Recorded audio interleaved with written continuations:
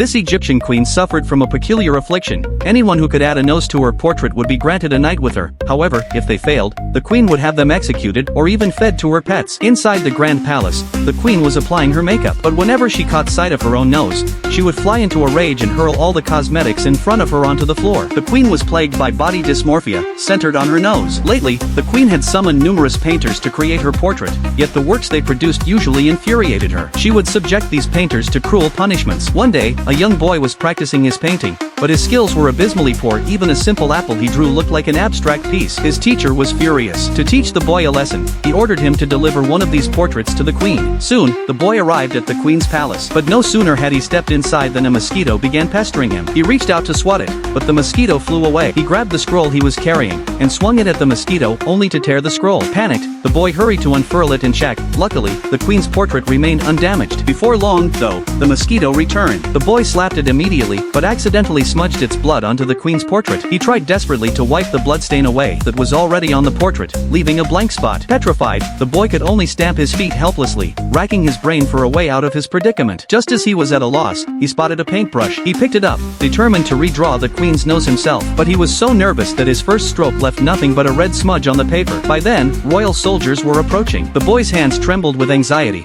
and the more flustered he became, the more mistakes he made. No matter how hard he tried, he couldn't recreate the queen's original aquiline nose. He knew full well that if he failed, he would die, and his panic intensified. Yet just then, the soldiers escorted him into the queen's throne hall. The boy stepped forward, holding the scroll. Glancing up, he saw a tiger lying beside the throne. Terrified, he quickly unfurled the portrait, certain he was about to meet his end. To his surprise, the queen had an unusually unique sense of aesthetics. Instead of anger, she was delighted by the boy's unconventional portrait. And so, the boy became the queen's exclusive painter. His life was utterly transformed. Even his former teacher, who had once disciplined him, now worked as his assistant.